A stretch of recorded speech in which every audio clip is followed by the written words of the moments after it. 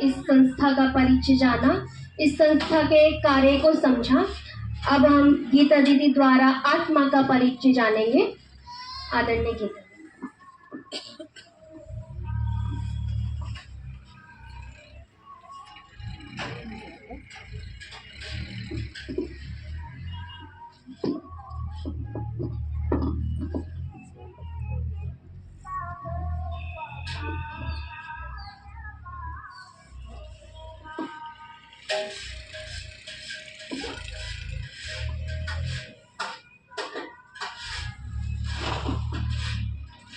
ओम शांति, ओम शांति, ओम शांति। सभी परमपिता परमात्मा के अति लाडले, अति स्नेही पुराने बच्चे भी हैं, कुछ नए बच्चे भी हैं। तो आज बाबा छोटे छोटे बच्चों को बड़े प्यार से, दुलार से क्या कह रहे हैं कि मेरे मीठे बच्चे, आपका इस आज की सभा में बहुत बहुत स्वागत है। क्योंकि आज इतने साल से कहते हैं इस सृष्टि की शुरुआत 5000 वर्ष पहले हुई थी। उस समय से सभी आत्माएं मेरे से बिछड़ी हुई हैं, क्योंकि मैंने कर्म करने के लिए आत्माओं को सृष्टि पर भेजा था। बहुत दिन हुए मुझे अपने बच्चों से बिछड़े हुए, इसलिए मैं आज इस गांव में अपने बिछड़े हुए बच्चों से मिलने के लिए आया हूँ, मैसेज देने के लिए इन सभी आत्माओं के द्वारा। तो परमात्मा स्वयं तो नहीं आते, लेकिन किसी न किसी के माध्यम से अपना परिचय देने के लिए, अपने बच्चों को ढूंढने के लिए इस सृष्टि पर जरूर आते हैं। कोने कोने से अपने बच्चों को पहचान लेते हैं।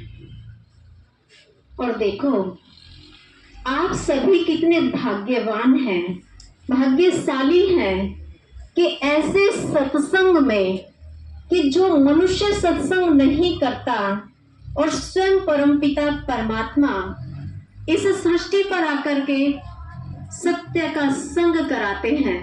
और सत्य एक पिता ही है, और वो ही अपना परिचय स्वयं हम आत्माओं को आकर के देते हैं। तो हम कितने भाग्यवान हैं कि हम आत्माओं को भगवान अपना परिचय स्वयं ही आकर इस सृष्टि पर दे रहे हैं। तो ऐसी भाग्यशाली आत्माएं कोटों में कोई, और कोई में भी कोई बिरला होता है। तो कितना न नशा रहे हमें कि परमपिता परमात्मा के सानिध्य में हम आत्माएं पल रही हैं। और आज नई आत्माओं को भी ये नशा, ये पकड़ होना चाहिए कि हमें भगवान का परिचय मिलने जा रहा है। हमारा भाग्य जो सोया हुआ था वो जागने जा रहा है। इतने समय से हम आत्माएं उस परमपिता परमात्मा के लिए भटक रही थी, और स्वयं वो भगवान हमारे लिए इस खरदोनी गांव में आ गया, है ना। होना सभी भाग्यशाली आत्माएं। जो नई आत्माएं आई हैं अपने आप को बहुत भाग्यशाली समझ रही हैं, अंदर गदगद हो रही हैं, वो हाथ उठाइए। अच्छा लग रहा है ना नयों को भी आकर के। तो इसलिए भगवान कहते हैं कि जैसे कि कहते हैं कि पत्ते को अगर सींचा जाए तो कभी फूल नहीं खिल सकता। पत्ते को अगर सींचा जाए तो कभी फूल नहीं खिल सकता, और जब तक आत्मा को न जाने तब तक परमात्मा से मिला नहीं जा सकता। तो जब तक हम स्वयं को न जानेंगे तब तक परमात्मा से हम मिल नहीं सकते।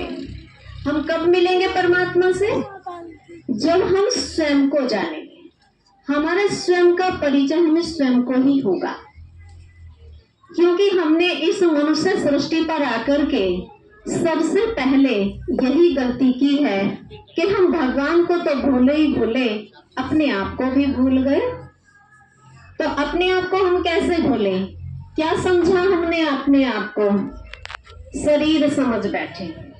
तो भगवान वही स्मृति दिलाने के लिए इस सृष्टि पर आए कि हम कौन हैं। हर समय हम मैं शब्द का यूज करते हैं। कैसे करते हैं? मैं आज फलाने गांव में जा रही हूँ, मेरा घर यहाँ है, मैं फलाने प्रोग्राम में, आज आप आए हैं तो घर पर कह करके आए होंगे, बताकर आए होंगे कि मैं फलानी जगह जा रही हूँ प्रोग्राम में। तो किस शब्द का यूज किया? मैं। और इसी को जानना जरूरी है। इस मैं ने ही हमें इतने बड़े ब्रह्म में डाल दिया कि हम भूल गए, खो गए। तो इसलिए ही भगवान हमें स्मृति दिलाता है कि बच्चे, ये मैं कहने वाली आखिर कौन है, क्या है, इसको जानना जरूरी है। तो कैसे जाने? तो मैं कहने वाली कौन है? एक चैतन्य शक्ति, ज्योति बिंदु आत्मा। तो हर वक्त हम यूज यही करते हैं, मेरा घर, मैं यहाँ, और मेरा वो, मेरा ये, मेरा नाम यह है, मैं फलाना हूँ, मैं डॉक्टर हूँ, मैं इंजीनियर हूँ, मैं यह हूँ। इस तरीके से हम कहते हैं। तो कभी यह तो नहीं कहा कि मैं कौन हूँ। मेरा कहा तो कभी घर को हम ये नहीं कहते मैं घर हूँ, नहीं। हम घर में रहते हैं, जिस घर में रहते हैं या जिस पंडाल में हम बैठे हैं तो क्या कहते हैं? हम इस पंडाल में बैठे हैं, मैं इस पंडाल में बैठी हूँ। तो क्या है ये पंडाल? क्या है? अलग। और मैं कौन हूँ? मैं कहने वाली एक अलग सत्ता हूँ। तो इसलिए कहते हैं कि वह मैं कहने वाली है आत्मा, चैतन्य शक्ति। अब आत्मा कैसी होती है? ज्योति बिंदु रूप। जैसे हम देखते हैं आकाश में स्टार होते हैं, तारे के माफिक, इस तरीके से आत्मा का हमारा अति सूक्ष्म रूप होता है, ज्योति बिंदु होती है, और वह एक चैतन्य शक्ति है। उस चैतन्य शक्ति के आप देखेंगे कि 3 शक्तियां होती हैं। कौन कौन सी हैं? जैसे कि मन, बुद्धि, संस्कार। ये हमारी आत्मा की 3 शक्तियां हैं। मन का कार्य क्या है? मन सोचता है, अच्छा भी सोचता है, बुरा भी सोचता है। कहते हैं कि मन तो चलायमान है, मन तो चंचल है, मन तो घोड़ा है। इस तरीके से कहते रहते हैं कि वो तो दौड़ता रहता है, कभी अच्छा भी सोचता है, कभी बुरा भी सोचता है। जैसे कि कहते हैं कि सागर में लहरें उठती हैं, ऐसे ही हमारे मन में भी क्या उठती हैं? लहरें उठती हैं, तरंगे उठती हैं, और कभी ऊंची और कभी नीची, कभी ज्यादा होगी, कभी कम होगी तरंग।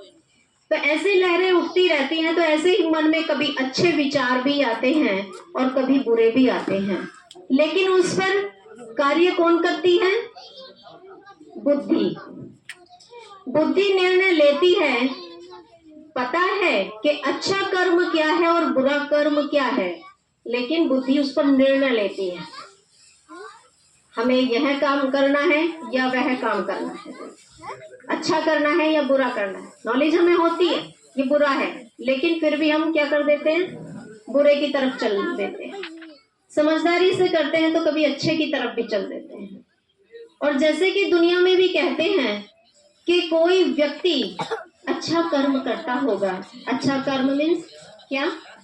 जैसे कि किसी की मदद करना, भूखे को खाना खिला देना, चलते को रोड पार करा देना, कर नहीं पा रहा हो तो किसी के पास कपड़े नहीं है उसको कपड़े दे देना, अच्छी मत नहीं है तो अच्छी मत दे देना, किसी भी तरीके से उसका सहभागी बन जाते हैं तो उसको क्या कहेंगे कि यह तो जैसे कि देवता है, इंसान नहीं है, देवता है।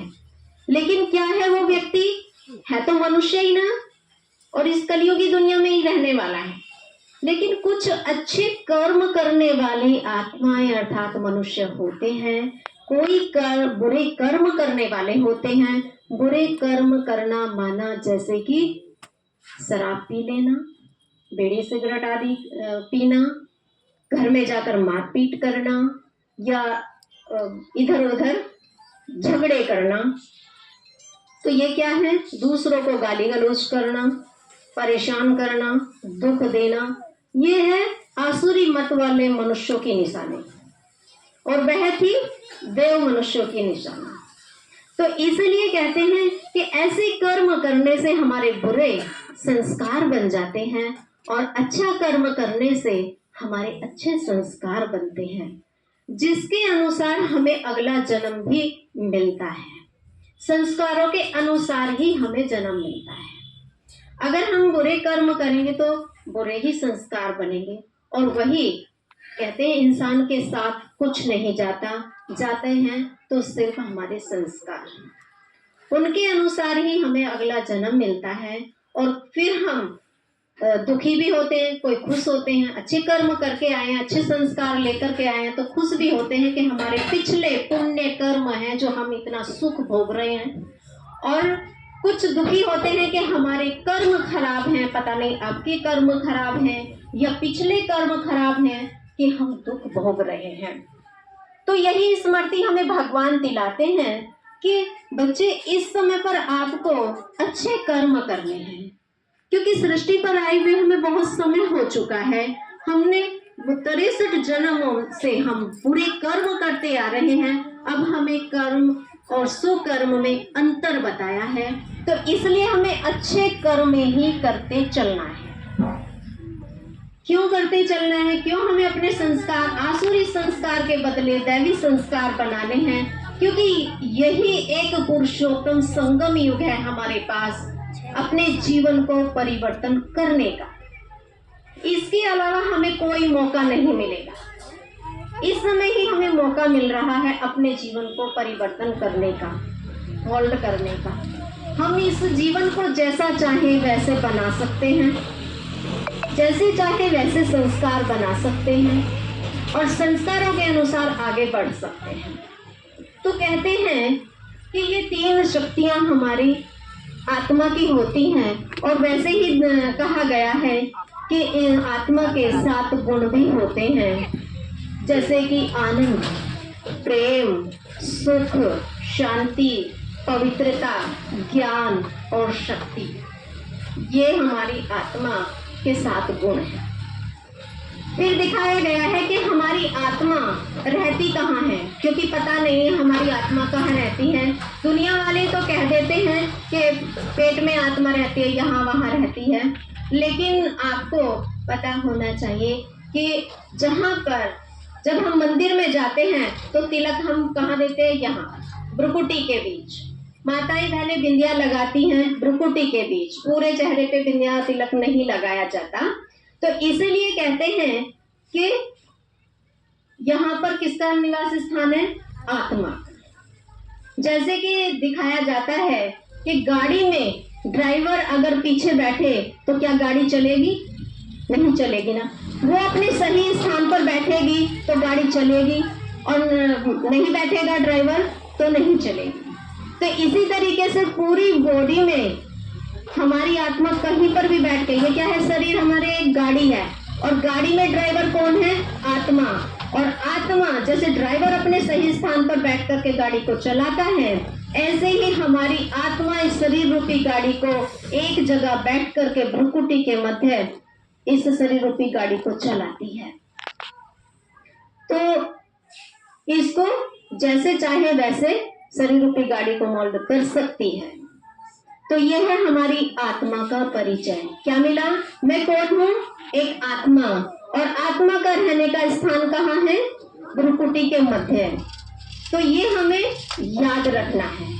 मैं एक आत्मा हूँ, शरीर नहीं हूँ। शरीर मुझे पार्ट बजाने के लिए मिला है, अच्छा कर्म करने के लिए मिला है, इसलिए मुझे अपने इस शरीर के द्वारा अपने कर्मों को सुधारना है, संस्कारों को अच्छा बनाना है, जिससे कि अगला जन्म हमें अच्छा मिल सके।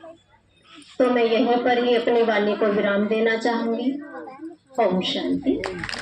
ओम शांति।